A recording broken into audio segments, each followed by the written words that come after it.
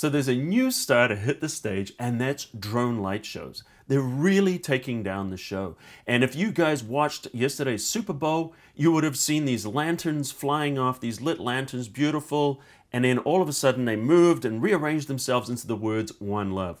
Okay, a lot of us already figured out that they use drones for that. Now here's the thing about it. This is a world record. It was actually the Intel Shooting Star drones, and it was 150 of them, which is the largest amount ever indoors during a live performance. Previous Super Bowls, it was pre-recorded. Now they've done indoor performances before. In fact, 110 drones was the previous record. So I actually got to sit down with Jeffrey from Intel, and we're going to have a little bit of interview here about the technology and a little bit behind the scenes of how these light shows are done.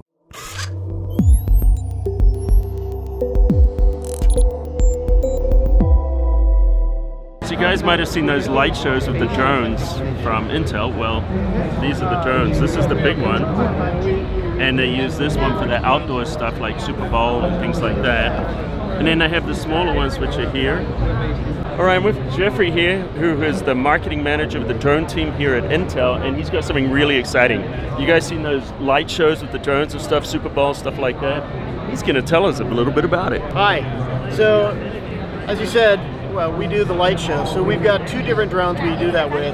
This is our Intel Shooting Star drone, which we use for outdoor light shows like you may have seen at the recent Winter Olympics at Pyeongchang in Korea, or other places like the Super Bowl halftime show, Coachella, Burning Man. We also have a smaller drone we call the Intel Shooting Star Mini drone. And this drone is used for indoor shows, so an indoor venue like a theater.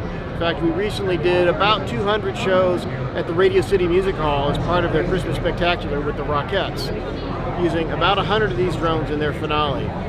So what we are able to do is to take what our customer wants to see in the sky, whether they be shapes or logos, words, and build those 3D animations from which we can build the flight plans for each one of the hundreds or thousands of drones to fly, each one knowing, you know, at what moment, what position it needs to be in, so it flies that flight plan and turns its light on to the right color, the right brightness at the appropriate time to make that image appear in the sky. And these light shows will typically run from 5 to 8 minutes and all be synchronized to music. Battery life is longer than that because the drones will take off somewhere, usually with the lights dark. They'll all get into position, and then the show starts. When the music starts, and boom, the lights come on the drones.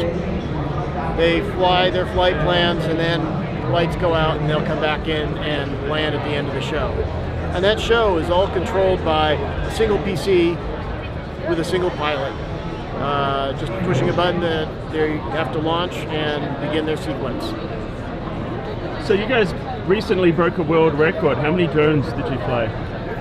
So there is no real set limit on how many we can fly. It's determined by how many we want to build and deploy and how much space you have, because they take up a lot of space to have a lot of drones. So we recently did our world record of 2,018 drones as part of our own Intel 50th anniversary celebration. So how many people do you have turning these drones on so the batteries don't run out by the time you get them all on? So, you know, for a typical show, it takes a small handful of people and a lot of automation that we've built. So are these autonomous, or do you send instructions in real time to them while they're in the air? So they have a flight plan that they fly, and they're automated to, you know, launch, fly that flight plan, and come back. But we always maintain control of it. They're always communicating with the ground station, with the pilot, so that, you know, should there be a reason we need to recall the drones, if there's some unexpected air traffic, something like that, then we can, you know, call back one or all of the drones, have them come back and land. So we do maintain control at all times. So imagine the biggest challenge for you would be getting FAA permission to do events. How difficult is that? So some of it is that we have what are called waivers to the Part 107 regulations that allow us to fly at night and to fly with multiple drones per pilot, because typically you have to fly during the day and one pilot per drone. So we have waivers that allow us to do that.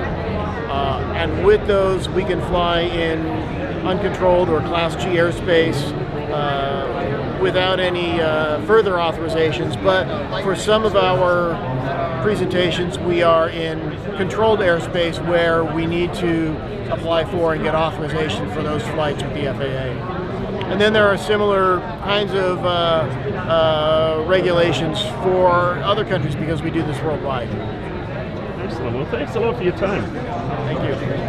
All right, so I have a couple of questions for you guys. First of all, have you ever seen a drone light show? I'd love to know. Let me know in the comments. And the second question I have is, do you own a drone or plan to get a drone? Let me know in the comments underneath. I'm also curious about that. And by the way, if you guys like these reviews and Photoshop and Lightroom tutorials, hit that subscribe button right now and you'll get a new tutorial from me every single week.